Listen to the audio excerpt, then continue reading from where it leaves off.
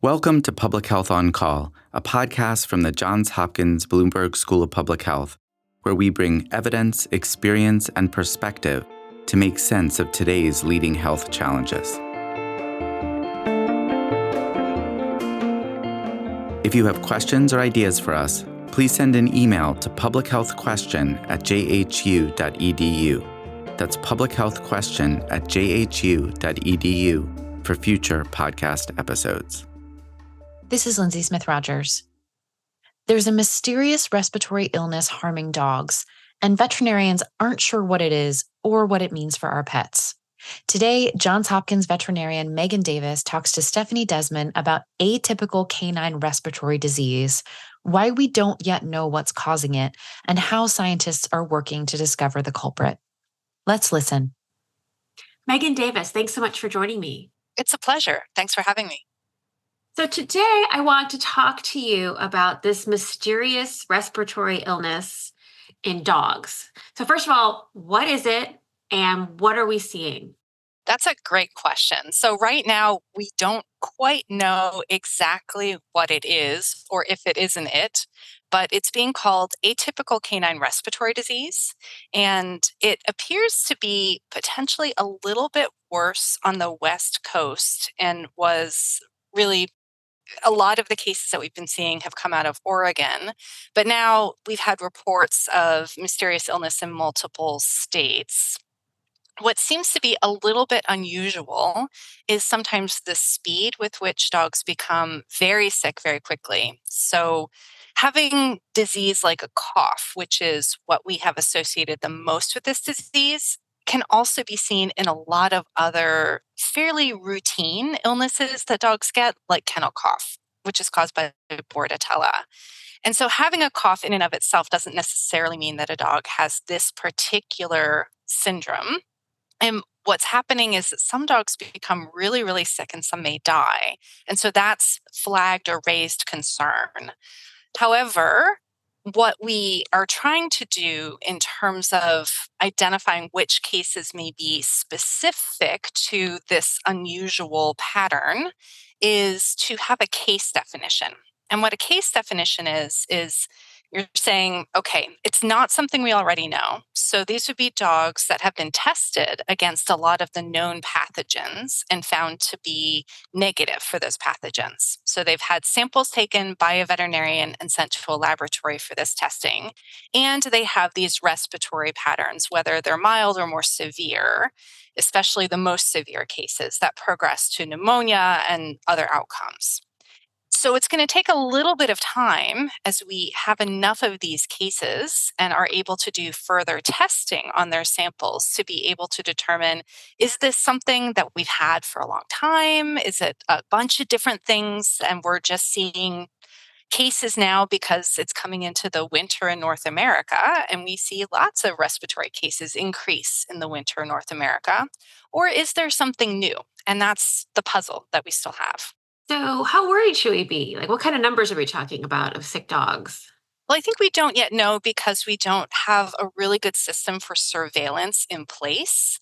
What people may not recognize is that animal health and human health are a little bit different in this regard, right? So we all know that there is a CDC, and with the Centers for Disease Control and Prevention, we have a lot of systems in place through local and state health departments to monitor cases that come into a robust healthcare system, right? I mean, you can argue one way or the other as to exactly how robust the human healthcare system is, but compared to the animal healthcare system, we have a lot of ability to treat and test people who may not have insurance or who may come from really diverse backgrounds.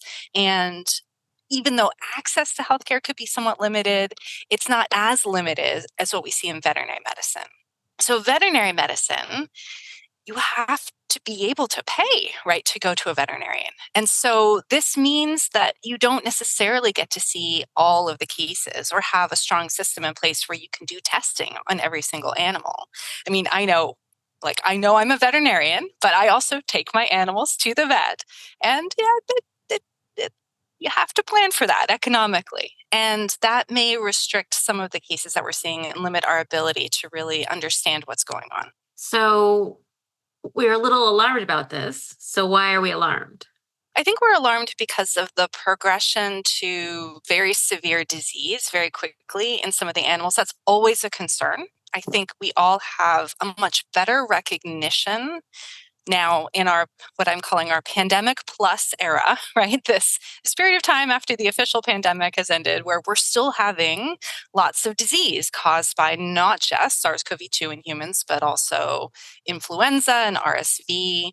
And we recognize how quickly people can become sick with these diseases. And so when we see that kind of speed and that kind of severity of disease in dogs, then that's cause for concern, because these are now, our wonderful pets, they're not just having perhaps a lingering cough that requires additional treatment, but some of them are also progressing to need hospitalization, or we may lose them. And so that's always a red flag. So what's causing this? Is it a bacteria? Is it a virus? Could it be a fungus? We don't yet know. There are a number of teams working on testing, and some of the early results that we've heard from some of the groups suggest that there may be a bacterium involved, possibly mycobacteria, but it's not clear that this is really the causative agent across the board, and we're still in a very early stage. So I would not hazard a guess as to what it will end up being, or if it will even just be one thing.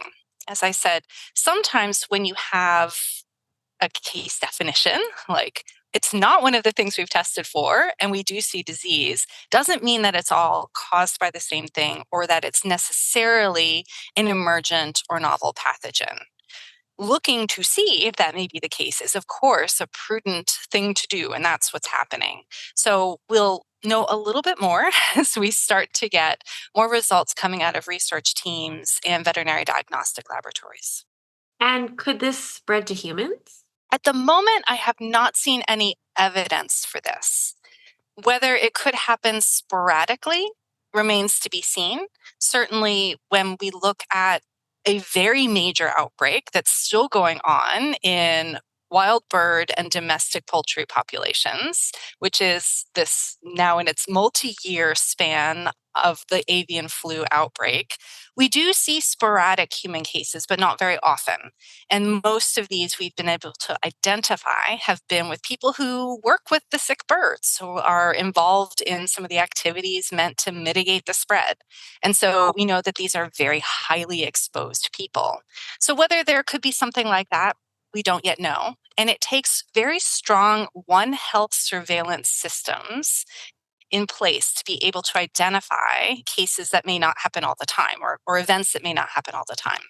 And so what I mean by One Health surveillance systems is that we are looking for cases of disease in both humans and animals, and also the environment, if that is part of the transmission pathway for the pathogen, to see if we see the cases at the same kind of time, linked in terms of maybe being in the same household.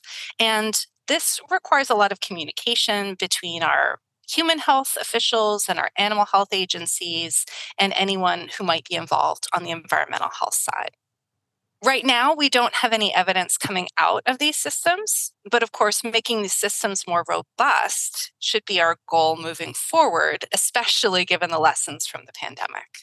And there's a lot of spillover that happens, right, between animals and humans. There are a lot of zoonotic diseases, right? So if we're saying the word spillover, we often are referring to an emergent or novel pathogen. And these are a little bit harder for us to catch in terms of documentation, right? Because they can be a little bit sporadic, right? You would need to be monitoring really high risk people, high risk animal populations, or environments that may carry a certain risk in order to determine these events.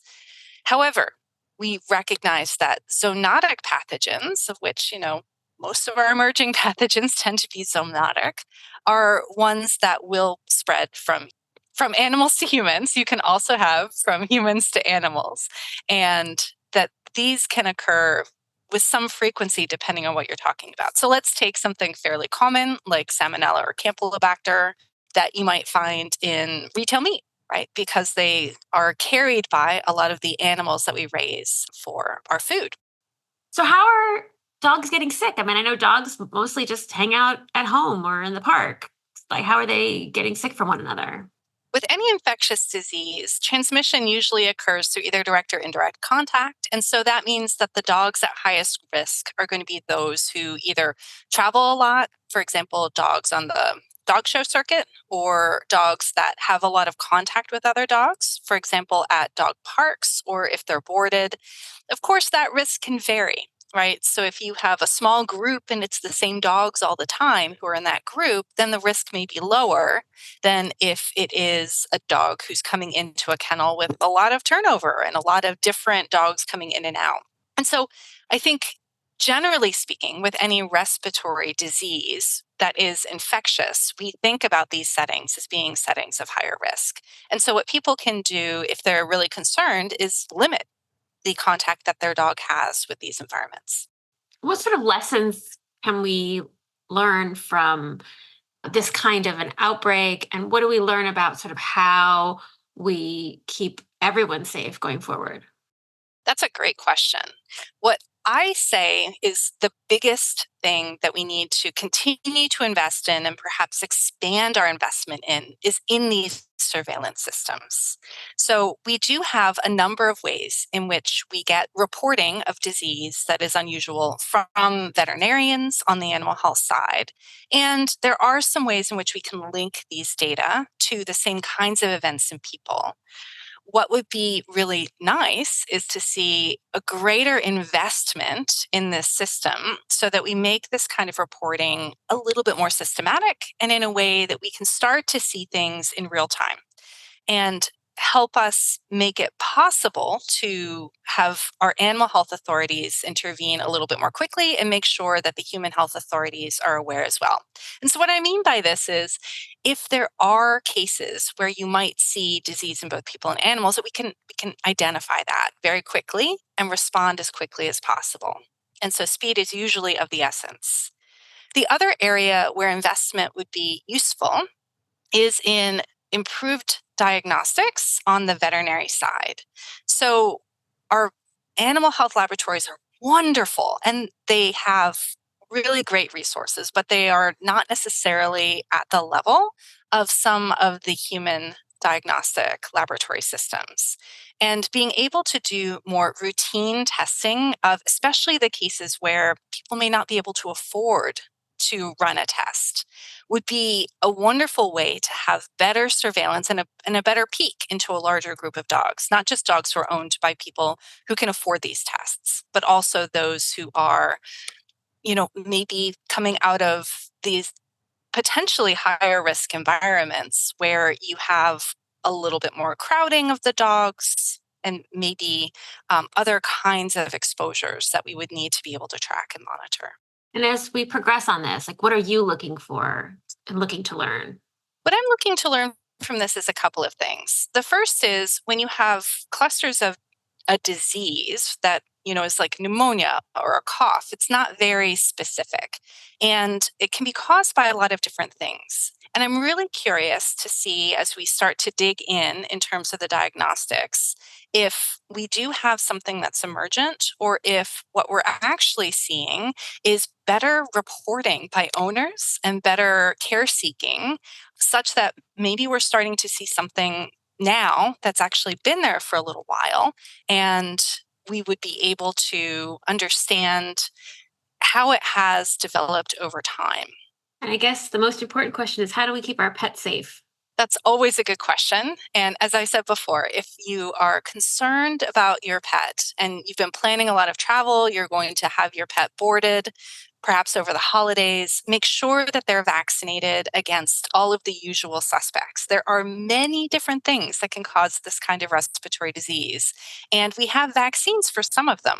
And so keeping your pet up to date on vaccines and then limiting exposure to these high-risk environments are the two things I would say pet owners can do right now to help protect their pets. Meghan Davis, thanks so much for joining me. A pleasure. Thank you. Public Health on Call is a podcast from the Johns Hopkins Bloomberg School of Public Health, produced by Joshua Sharfstein, Lindsay Smith-Rogers and Stephanie Desmon. Audio production by J.B. Arbogast, Holly Cardinale, Philip Porter, Spencer Greer, and Matthew Martin, with support from Chip Hickey. Distribution by Nick Moran. Production support from Catherine Ricardo. Social media run by Grace Fernandez and Shian Briscoe.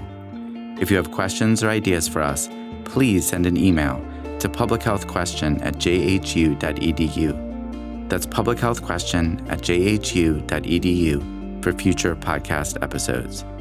Thank you for listening.